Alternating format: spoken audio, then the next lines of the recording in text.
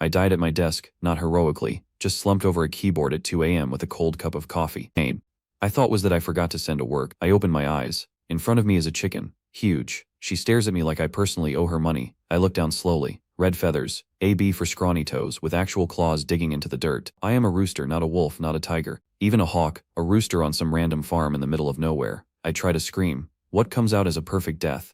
Every light in the farmhouse flicks on instantly. A dog starts barking somewhere. Someone inside yells furious. Great start day one. I have already caused a full int, without even moving a single one of my first scrawny feet. I look around, a yard, a fence, a hen house, about. Hands all staring at me in complete and total silence. None of them look impressed. In the corner of the yard stands a massive rooster. Black feathers. Red comb like a crown. Bill like a general. He looks at me the way a CEO looks at an intern who just unplugged the server during a live board presentation. I understand immediately. This is the alpha. This is his yard. These are his hens. And I just woke everyone up. He takes one slow step toward me. Then another. His spurs catch the moonlight like little sharpened blades. My brain says hold your ground. My legs do a weird panic shuffle that satisfies absolutely nobody in the shark. He stops 2 feet away, stares down at me, makes a low sound in his throat. It means I have ended careers before. I make the only rational decision available to me right now. I break eye contact and I look away first completely. He turns and walks back to his corner. Threat assessed, thread dismissed, audience dismissed, show completely over. The hens go back to sleep. I stand alone in the center of the yard, former sales manager, now a small red rooster. This is fine. Everything is absolutely fine. I keep repeating that to I spend the rest of the night trying to understand what actually happened. Last thing I remember is the office, the fluorescent lights, the cold coffee, the overdue report on my screen. Then nothing, then this, then feather. Because the moment the sky shifts to the faintest gray, something ignites deep in my chest, like a physical furnace. I do not want to crow. I know exactly what is about to happen, and I genuinely, desperately try to stop it happen. My beak opens on its own. My lungs fill completely. I cry so loud and so long that a cat falls clean off the fence. The black rooster opens one eye, looks at me with zero expression, and slowly closes it again. I see exactly how this works now. I am not a real rooster in the short. I am a very loud alarm clock with legs. Over the next few days I begin mapping out the full situation carefully. Small farm, small village, one old woman, and a few other. She comes out every morning with feed. The black rooster gets the best position. His favorites go next after him. I get whatever is left over at the end, which is fine. I grew up with very little. I know how to survive on scraps. What is not fine is the packing order in this yard. Literally, a hen packs me on the head my second morning. I stand there dripping water from my comb, stared at by 20 birds who feel completely nothing about this moment. In my past life I managed a team of 11 people. I conducted performance reviews. I once fired someone, professionally. Now a chicken just packed me on the head and I said nothing. Because she was right. That was her water spot, her rule. I need a plan. I need to understand what this body can actually do. Problem is I know absolutely nothing about roosters. I am a city person entirely. The closest I ever got to farm life was buying free-range eggs because they were on sale. So I start observing everything around me. That is what 11 years in sales teaches you above everything else. The director, that is what I start calling the black rooster, runs this short with absolute cold efficiency every day. He does not waste energy on anything unnecessary, does not fight unless he positions himself between threats and the hands, makes one single sound, just one low sound, and threats leave quietly. I watch that and feel something shift deep in my chest. Not the crow reflex, something that feels close to actual respect. This bird has never opened a management book in his entire life and runs a tighter operation than my last company did. 3 days of watching and mapping give me a clear picture. The yard has zones. The hen house has a strict hierarchy. There is a complete political system operating in the shard, and I walked into it with 0 allies and 0 background. Classic new hire situation, outsider with no context, no connections, and 0 credibility yet. I have been here before. On day 4, something changes in the yard. A small brown hen gets cornered near the fence by 2 much larger hens. They peck at her repeatedly. She backs away step by step. The fence is right behind her. There is nowhere left to go. I don't plan what happens next. There is no calculation. My body simply moves before my eyes. I walked directly over and placed myself between the small brown hen and the 2 larger ones. Standing completely still, the 2 hens look at me. I hold their gaze steadily. My feathers puff up entirely on their own. I did not choose that. They leave without a sound. The brown hen stares at me for a long moment, then she walks quietly to the water bowl. From across the yard, the director watches all of this happen. His expression is completely and totally unreadable. First real contact made, 1 possible ally secured, a small and barely visible victory, but it is something real and mine. By the end of week 1, I have confirmed a few things about this body. Micro is genuinely powerful, louder than his My legs are faster than I ever expected them to be. People seriously underestimate how fast a rooster actually moves, and I have one clear advantage over every single bird in this shard. I can think 3 full moves ahead. none of them can. The problem is that raw intelligence means nothing concrete when you get pecked away from the water bowl every single day. I need credibility. I need credibility. I need one clear moment that changes how this shard sees me. On day 9, that moment arrives sudden. Then it happens. A shadow falls across the yard without any warning at all. Every hen freezes at exactly the same in. A hawk lands on the fence post with total calm. Big and hurried. It surveys the hens below like someone reading a man. Pins scatter in every possible direction. 2 of them collide running into each other. The yard becomes instant pure chaos. The director moves immediately and without hesitation, steps into the open, puts himself between the hawk and the hen. The hawk stares back at him. It is a pure size contest and the director cannot win it. Hawkseed roosters. That is biology. Something rises in me that I cannot fully name or explain. Not bravery exactly. More like knowing when someone needs back. I walk out and stand directly next to the director. The hawk looks at me. I look at the hawk. I have no real plan. But I have learned one important thing about predators this week. They always calculate risks before they ever commit to action. To roosters defending together changes the equation completely. The hawk shifts on the post, looks around, reassesses everything. Then it spreads its wings and lifts off the fence without a sound. Gone. Just like that, the yard exhales all at once. The director looks at me. For the first time since I arrived in this short, he actually looks directly at me. Not through me. He walks back toward his corner, but stops halfway across the yard and sits down right in the center of it. Deliberately. Somehow I understand exactly what that means. The center spot. That is not his usual place. That is a deliberate invitation. I walk over Conway, sit down about 3 feet away from him, not too close to crowd him, close enough to matter clear. We sit together in the morning sun, to roosters, one of whom used to have a LinkedIn profile and an unused gym membership. This is not the life I planned for myself at all, but beyond this fence I can feel something much larger slowly come. I don't know what it is yet, but I have spent 11 years reading rooms, and this one is absolutely about to change. The question is simply this: will I be strong enough and Team Rooster or Team Hawk? Leave it in the comments below and tell me what you think is going to happen next. I read them all. 3 days after the hawk incident, everything in the yard shifted, not dramatically, just quietly, like a tide turning slow. The hens who used to ignore me completely now moved aside when I walked toward the water bowl. Small thing, huge thing. The brown hen, I started calling her Maple, followed me around the yard like I had personally saved her life. The director watched all of this from his corner, still unreadable, still in charge, but something between us had quietly changed. He did not challenge me at the water bowl anymore, did not send me a look when I took a good piece of feed. That was progress. I want to be clear about something important. I was not happy here, I was adapting. Those are 2 completely different things. Every morning I crowed at dawn and hated myself a little for it. The instinct was faster than my brain every single time. Every night I sat in the henhouse on a low rung and thought about a grown man can miss instant noodles. That is a completely real and valid emotion and I refuse to be ashamed of it at all. But I was also starting to notice things about this body that surprised me deeply. The hearing was genuinely extraordinary. I could detect footsteps on the far side of the farmhouse before any of the hens reacted at all.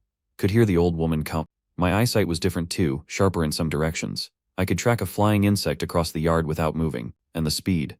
I already knew I was fast, but I started testing it quietly in the early mornings before anyone was watching. Short sprints along the fence line, direction changes, stops and starts. I was faster than I looked, significantly faster. A rooster's legs are built for explosive movement, short bursts of terrifying acceleration. I started to genuinely appreciate. In my past life I ran exactly once, a charity 5K in 2019. I finished last. A grandmother passed me near the finish line. I thought about the grandmother sometimes out here in the short, but I could read body language just fine. The men were looking at the roosters. They were assessing, calculating some. The director stood very still in his corner, like he already knew exactly what this visit meant, like he had seen this before. One of the men pointed directly at me. The old woman shook her head slowly. He pointed again. She tilted her slightly. I did not like any part of that quiet exchange.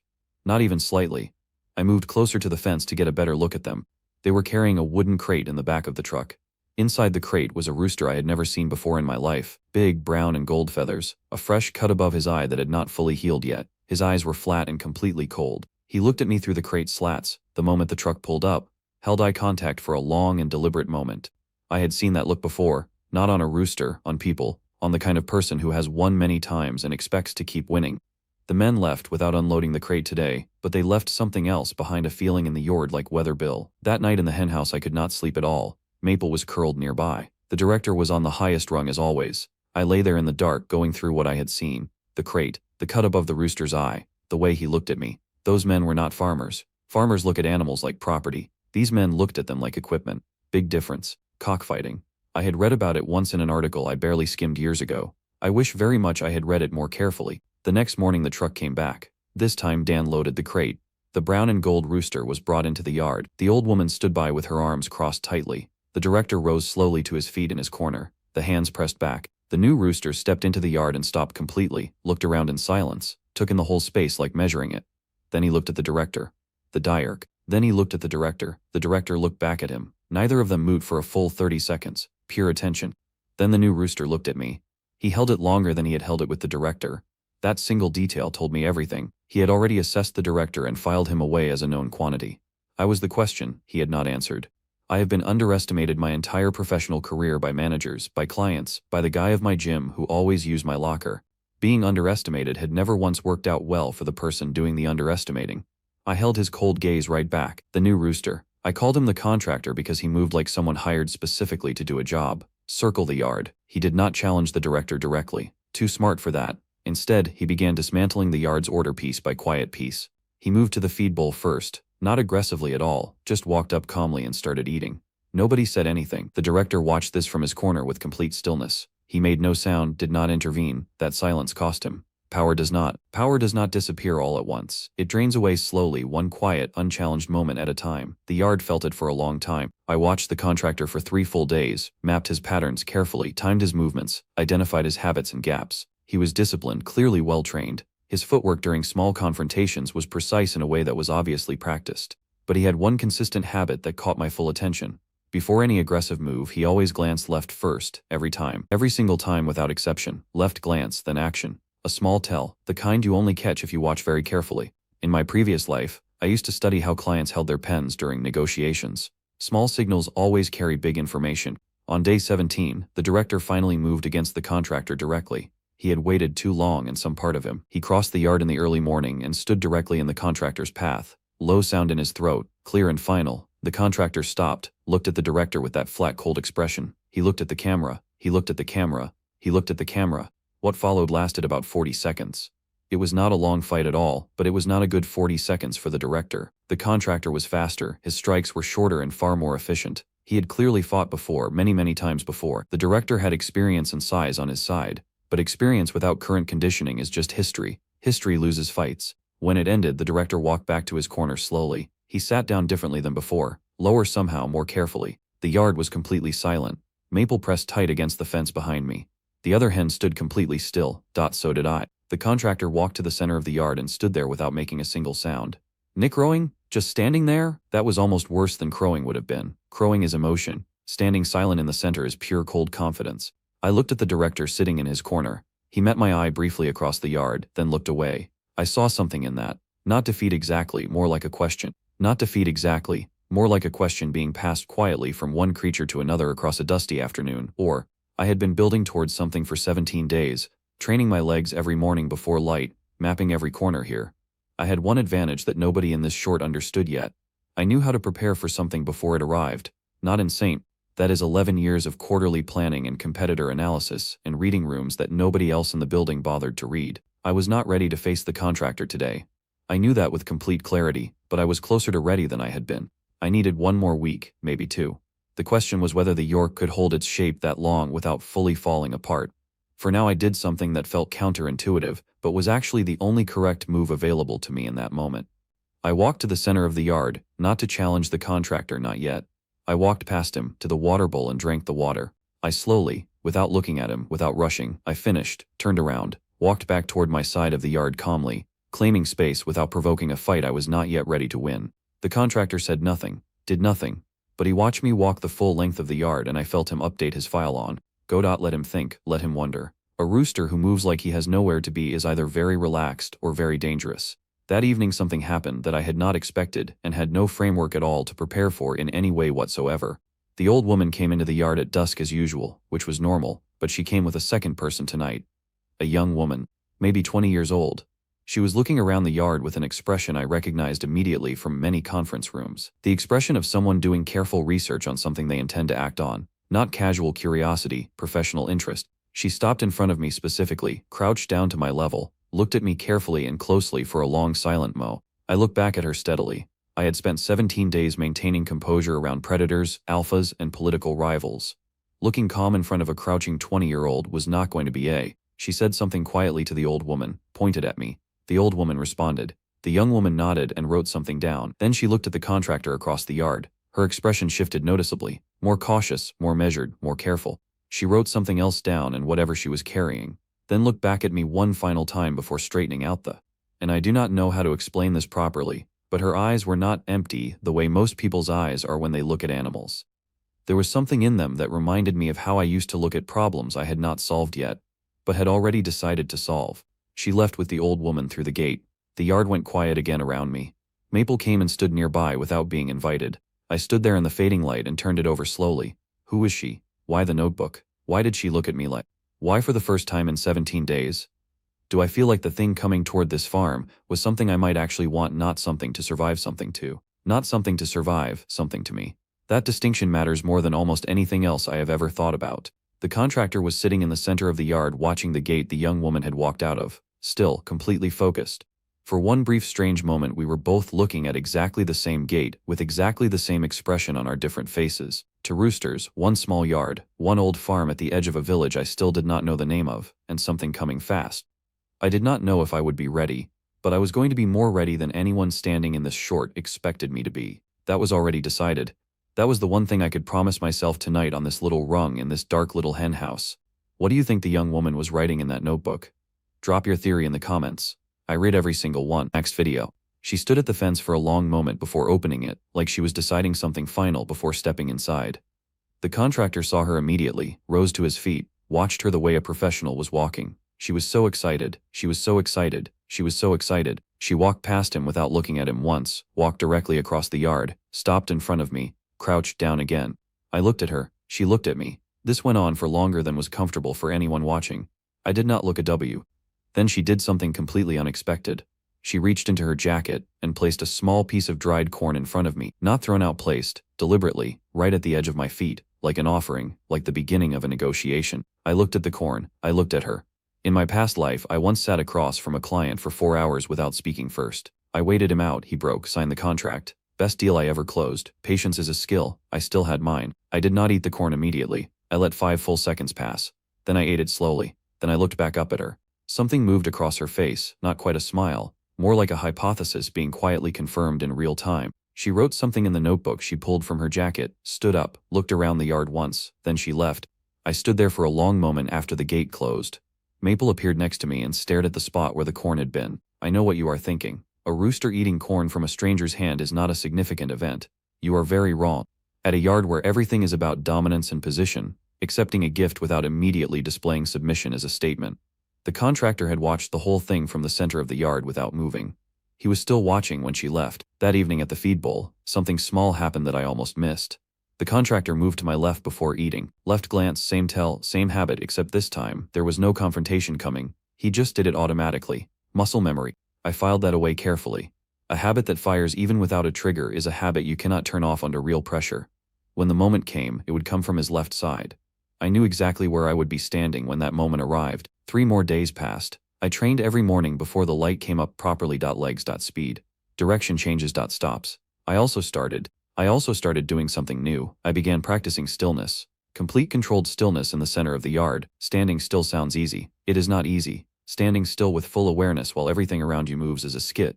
The director used to do this. I had watched him do it dozens of times without understanding what I was actually watching. Now I understood. Stillness in a yard full of moving things draws attention without demanding it. It creates gravity quietly. By day 3 of practicing this, the hens were orienting toward me when they moved around the yard. Not dramatically, just slightly.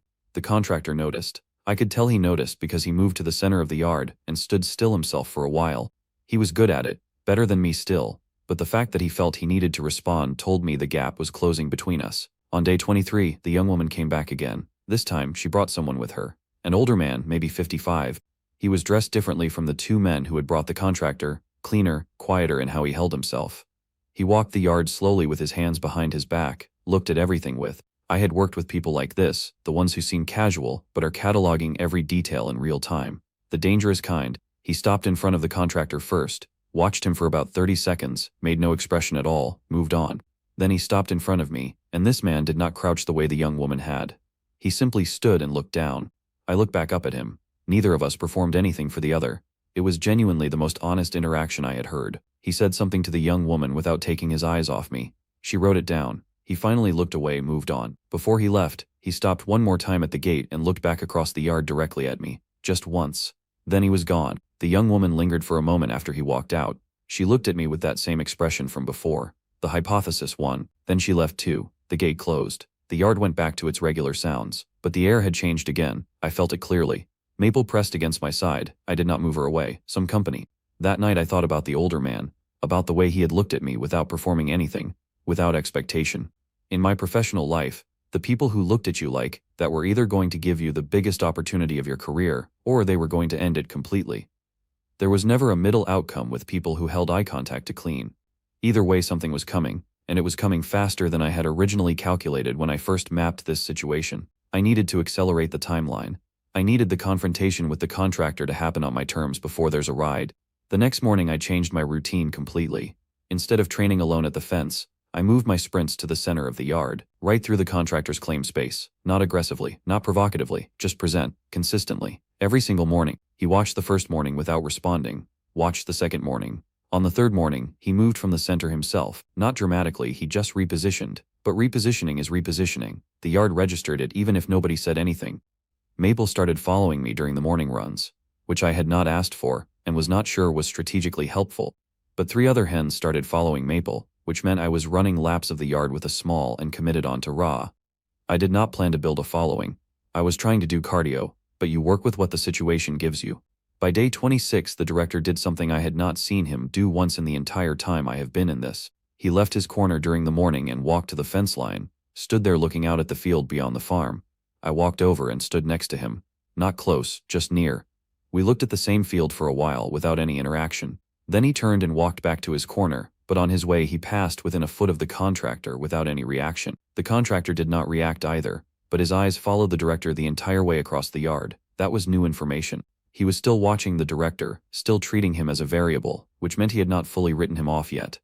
That was a mistake. You do not win a yard by watching the wrong. On day 28, the old woman came out in the evening with the 2 original men from the truck, all 3 of them together. They stood by the gate having a conversation that involved a lot of pointing at both me and the contractor.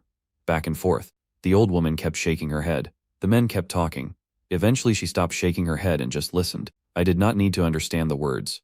The structure of the conversation was completely familiar to me from 11 years of sales. Someone was being sold something they had already decided to buy but needed to feel like they were resisting first.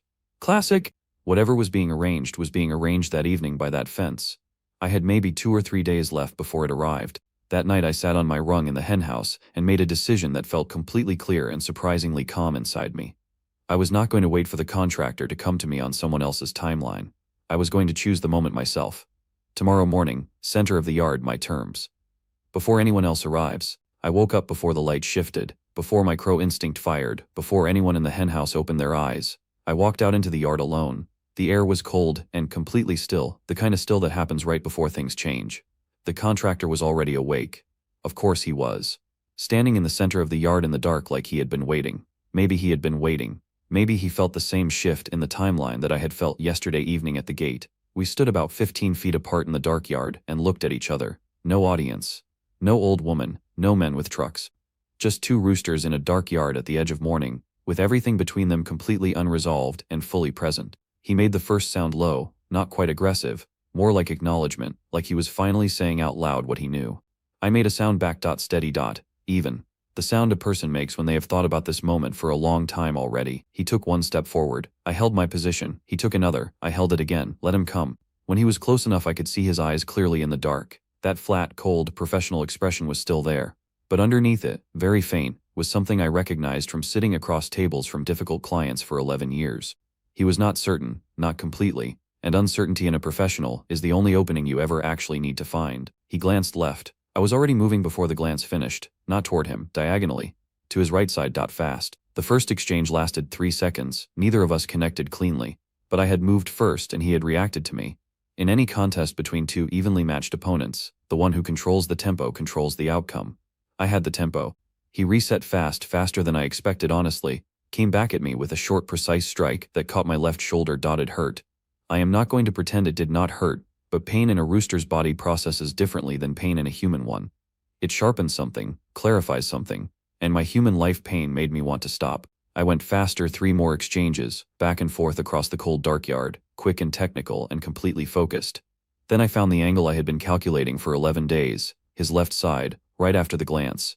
The gap was exactly there. I moved into it before he could close it, connected. He stumbled back to steps, reset.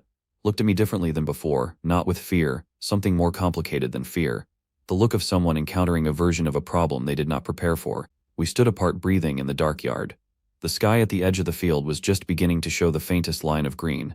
In about 4 minutes I was going to crow, completely involuntarily, loudly, at the exact worst possible moment of the standoff. I looked at the gray line. He looked at me. The yard was completely silent around us. Even the hens inside had not stirred. For minutes, 3.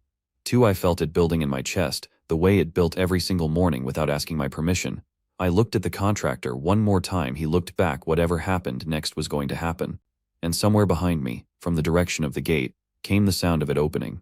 Someone was arriving at the farm, at 5:30 in the morning, before the sun was up, before I had finished what I had come out here to finish tonight. The contractor looked toward the gate. I looked toward the gate. We both stood completely still in the gray pre-dawn door, and then I crowed, full volume, completely involuntary, absolutely perfect timing as always, story of my entire life apparent. Who just walked through the gate at 5:30 in the morning? Tell me your theory in the comments right now. It was the young woman. She walked through the gate at 5:30 in the morning like she had every right to be there. Which, technically, she did not. The old woman was not with her. The farm was still dark. She had come alone and on purpose. She stopped when she saw us. To rooster standing 15 feet apart in the pre-dawn yard like a conversation left unfinished. She looked at the contractor, then at me, then back at the contractor. Then she pulled out her notebook and wrote something down. I had just involuntarily crowed at full volume in the middle of the most. Then she reached into her jacket and placed pieces of dried corn on the ground between us. One closer to me, one closer to him. The contractor looked at his corn, looked at me, looked at his corn again.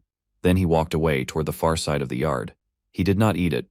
That told me something important about him that I had not known before. He had too much pride for small gifts. I walked to my piece of corn and ate it without drama. The young woman watched and wrote something longer this time. Much longer. Then she looked up at me with that hypothesis expression and said one word out loud. I did not understand the language at all. A tone carries across every barrier that language cannot cross, and her tone said, I thought so. Exactly what I thought. She left before the old woman came out, before the farm. I spent the rest of that morning thinking about what she was building toward, what her notebook contained, what came next. The contractor spent the morning in the far corner of the yard, which was not his corner. His corner was the center. This was no. He was recalibrating. I recognized the posture. I had done it myself after bat meetings. The still face that is actually very busy. Let him recalibrate. I had given him something real to work with for the first time since he arrived in the shard. That afternoon, the 2 men came back to the farm without the truck this time. They walked in with the older man from before. The 3 of them stood by the gate with the old woman for almost 40 minutes. The conversation was long and involved gesture. At one point all 4 of them looked at me at the same time. I was standing near the water bowl. I drank some water, kept going. When they left, the old woman stood alone at the gate for a moment. She looked at the yard, at the contractor dotting me, then went inside. That evening she brought out extra feed, more than usual, set it down without her. Extra fee before something happens is not generosity. I knew that from watching this short for almost a month now. It is preparation. Tomorrow was going to be the day. Whatever had been arranged by those men at that gate was arriving tomorrow. I was certain.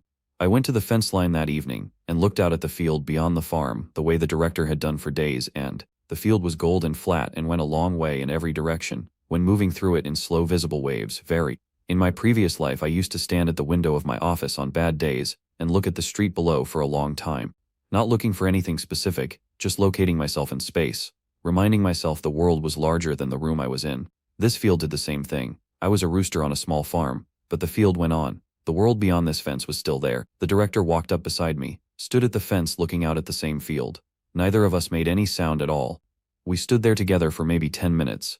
Then he turned and walked back toward the hen house without looking back at me. I stayed at the fence a little longer. Maple came and stood quietly beside me. She did not need anything. She was just there. That is a rare quality in any creature. The ability to be present without needing the moment to be about them. I appreciated it. I went to sleep at night with more clarity than I had felt since I first opened my eyes in this yard and saw the first chicken. Whatever was coming tomorrow I had prepared for it as well as the time allowed. The rest was execution. I knew how to execute. I woke before the light again, walked out alone into the dark yard. The contractor was already there. Center of the yard, not waiting. No young woman this time, no notebook, no corn on the ground between us. Just the two of us in the dark and the cold air. He had made a decision overnight too. I could see it in how he was standing. He was done recalibrating. He had his answer in. We moved toward each other without any signal passing between us. No sound. No posturing. Just two professionals closing distance. The first exchange was faster than the night before. Both of us had processed the previous session and come back sharper. He opened. But I had also been holding something back. The thing I had been building towards since I watched him glance left the first time. I let him run the combination again, absorbed it, let him feel like he had found the answer, let him commit to running it a third time. Third time, he ran and I was not where he expected me to be. I had shifted my whole position while he was mid-sequence. Gone left, his right side opened completely for exactly 1 second. In my human life, 1 second was nothing. In this body, 1 second was everything. I drove into that opening with everything I had built over for weeks of morning training. Along the fence line before anyone woke up. The impact was significant.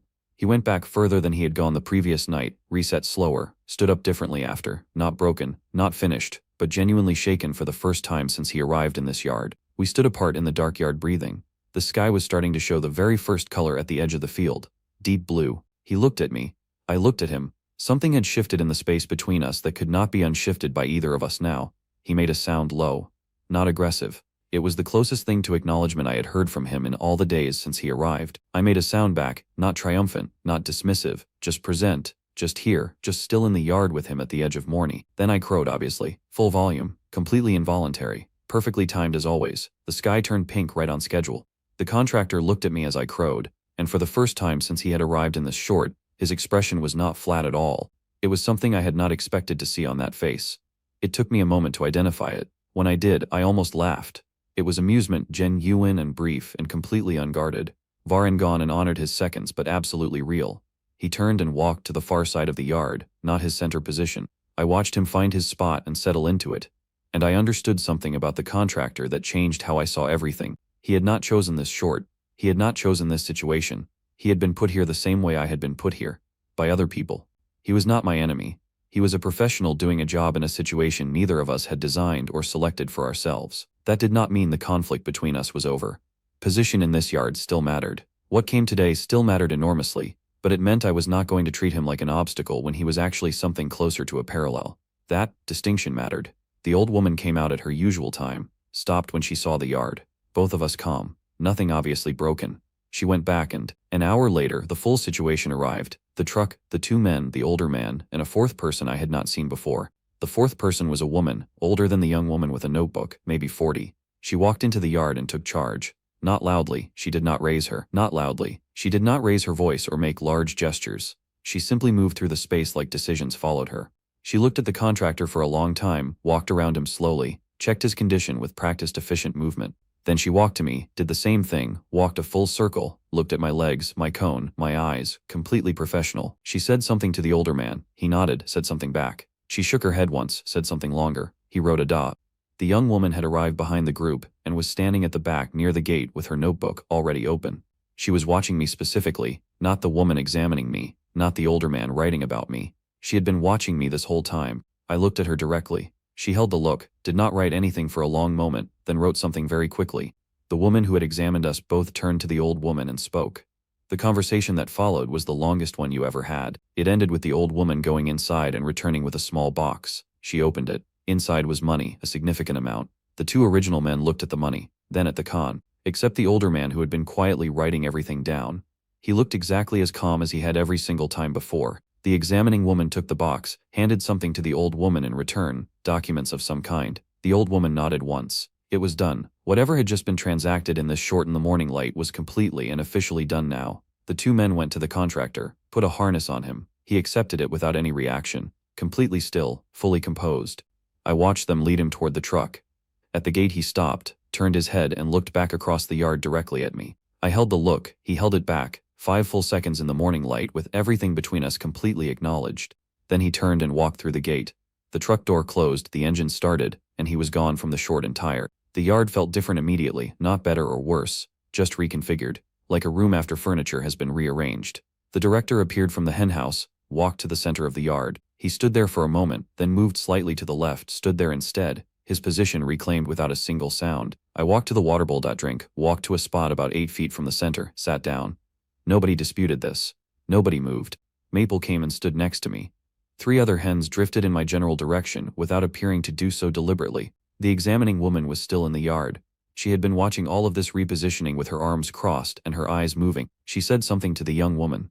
The young woman wrote it down, then looked up at me with the longest version yet of the hypothesis look, the I thought so look, the look of someone who had predicted something and was watching it confirm itself. The older man came over and stood next to her. They spoke quietly together for a moment. He gestured toward me twice while speaking. Then he walked directly over to me, crouched down to my level the way the young woman had, looked at me from close range. I looked back at him, same as before, no performance, no submission, no. He spoke one sentence quietly. The young woman behind him made a small sound that might have been something like recognition. He stood up, walked back to the group, said something to the examining woman. She looked at me one more time, and then nodded, and that was it. They left. The older man last. He paused at the gate and looked back at the yard one final time before closing the gate. The farm was quiet again. The old woman came out and went about her normal routine as if none of the last 2 hours had happened. I sat in my spot 8 feet from the center and thought about everything I had just watched unfold in this more. The contractor was gone. Something had been decided about me. The young woman had confirmed whatever hypothesis she had been running. The older man had said one quiet sentence that made the young woman make a sound of recognition. I did not know what it meant, but in my professional life, I had learned one reliable rule about moments. You cannot fully interpret in real time as they happen. You do not need to understand everything immediately. You need to stay present. Stay present. Clarity arrived for days later, in a form I had not prepared for, and could not have predicted from any angle whatsoever. The young woman came back. This time she brought a cage, not a truck crate, a proper carrying cage. Clean, well-built, padded. She set it down in the yard and opened the door. Then she sat down cross-legged on the ground about 3 feet away from her, and she waited. She did not call to me, did not gesture, did not place corn. She just sat there with her notebook in her lap. I looked at the cage. I looked at her. I looked at the cage again. In my human life I had walked away from bad contracts before. I had also walked toward good ones even when the terms were not fully visible yet. Reading the room, 11 years of practice. This room said, she is not here to trap you. She is here to see if you will choose. That is a completely different thing. I walked toward the cage slowly, stopped about a foot away, looked inside. Clean floor with hot water, a small amount of good feed. The young woman did not move, did not write, did not react. I stepped inside the cage, turned around, faced the open door. She still did not move for a full 30 seconds after I entered. Then she reached over slowly and closed the door. Not locked it, just closed it. The difference between those two things was everything. She wrote something wrong in the notebook. Then she looked up at me through the cage door and said something soft and direct. I did not understand the words, but the tone was not a command. It was not a reassurance either. It was something more like a proposal. She picked up the cage and carried me out of the yard. I looked back through the wire as the gate swung closed behind us. The director was standing in the center of the yard. He watched me leave without any expression that I could read from this distance. Maple was a defense. She made one sound as I passed out small dot high. And then I was through the gate and the farm was behind me. The young woman carried me to a vehicle parked on the road outside the farm. Not a truck, something smaller, cleaner inside. She placed the cage carefully on the back seat and got in the front. Started the engine. I watched the farm disappear through the rear window, the fence, the hen house, the field beyond it going gold in the morning light. 31 days. That was how long I had been in that yard. In some ways it felt like nothing. In others it felt like a full career. I had arrived with nothing. No allies, no credibility, no understanding of the rules. I had left with a position and a direction. Whatever came next was going to be something I had not mapped yet. That was fine. I had started from nothing before. Recently. Even. The vehicle drove for about 40 minutes through roads I did not recognize into a part of the world I had not seen before. We stopped at a building, not a farm. Larger, more organized, multiple enclosures visible through the vehicle window as we arrived. The young woman carried my cage inside, down a corridor, into a room that was bright and clean and smelled like something medical. She set the cage on a table, opened the door, did not reach in, just opened it and stepped back and gave me the space to decide. I stepped out of the cage onto the table and opened the door. I stepped out of the cage onto the table, looked around the room, looked at her. She was writing already, always writing. There was a mirror on the wall across the room. I had not seen my own reflection clearly since I arrived in this body. I walked to the edge of the table and looked at myself properly for the first time. Red feathers, strong legs, clear eyes. I look like a rooster, obviously, but I also look like something that had been through something and come out the other side of it. There is a version of yourself that exists only after difficulty has finished working on you. I was looking at that version right. The young woman said something. I turned from the mirror and looked at her. She pointed at the notebook and then at me. Then she pointed at herself. Then at me again. Then she opened the notebook to a page covered in writing and held it toward me. I could not read the language, but the page had a structure I recognized. Observations. Dates, measurements, a documented record. She had been building a case, a thorough and careful case built across multiple visits over more than 2 weeks of observation. A case about me specifically, not about roosters in general. About the fact that what I was doing in that yard was not what roosters do, it was something else entirely that she had noticed. I looked at her face, young, focused. The kind of focus that comes from caring about something enough to follow a past comfort. In my human life, I had met maybe 3 people with that quality in 11 years of professional work. It was a rare thing to see. She turned to another page, this one at drawings. Quick sketches of the yard layout, movement patterns marked with small arrows, my movement patterns. She had mapped where I trained in the mornings, where I stood during confrontations, how I moved in the yard. She had noticed the morning training sessions before the light came up. She had come early enough on at least one occasion to see them. That meant she had been watching the situation far more carefully and for far longer. The Neide understood while it was happening. She turned to one final page and held it up. On it was a single drawing, 2 roosters facing each other, and a dark yard before dawn. The sketch was rough but recognizable. The positioning was, she had been there that morning, not visible but there. She had watched the confrontation between me and the contractor in the door. She had documented it, and whatever she had seen in the confrontation was what had led to this room, and this table, and this moment. She put the notebook down on the table between us, looked at me, said something quietly and with complete directness and no performance. I did not understand the words, but I understood the structure of what was being offered.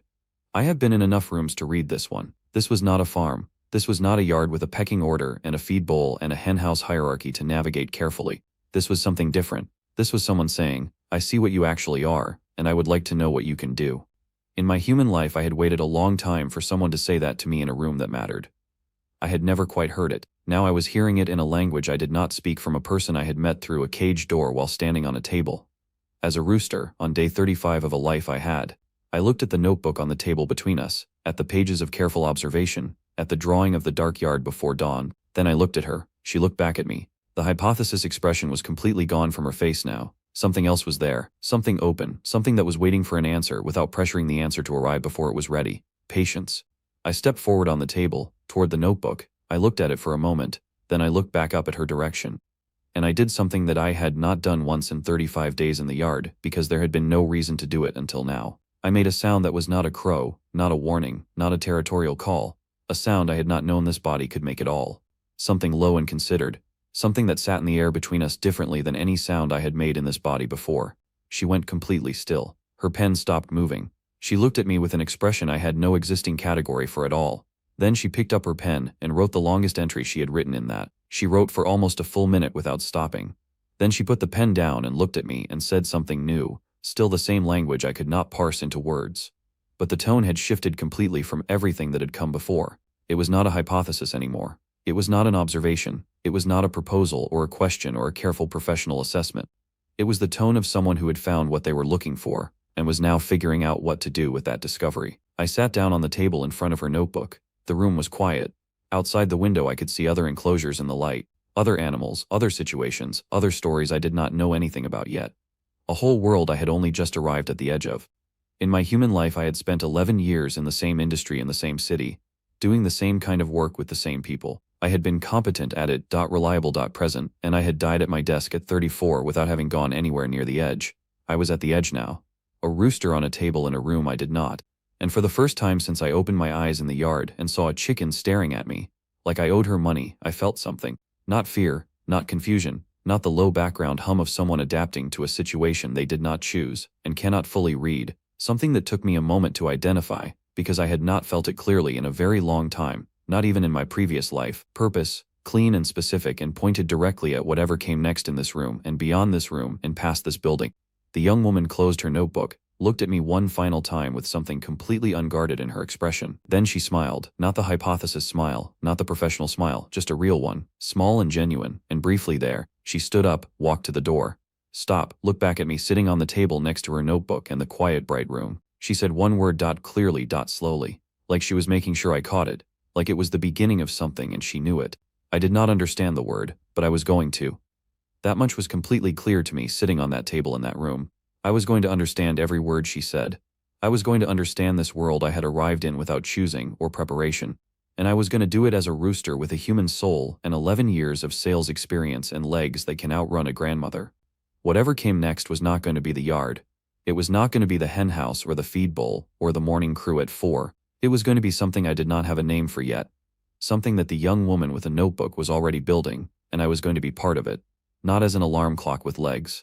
Not as a small red rooster in someone else's yard. As whatever I actually was, which I was only just beginning to understand after 35 days of figuring out this body and this life. The door closed softly behind her, the room was quiet. Outside the window, the world was large and fully lit and going on completely. I looked at the notebook she had left on the table, then at the mirror on the wall, then at the window and the world beyond it.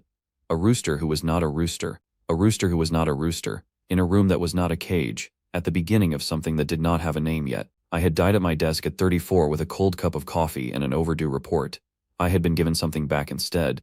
I did not know what to call it yet, but I was going to find out. Starting right now, starting in this room, starting today. If you made it all the way to the end of part 4, drop a comment below. What do you think the young woman is planning for him next?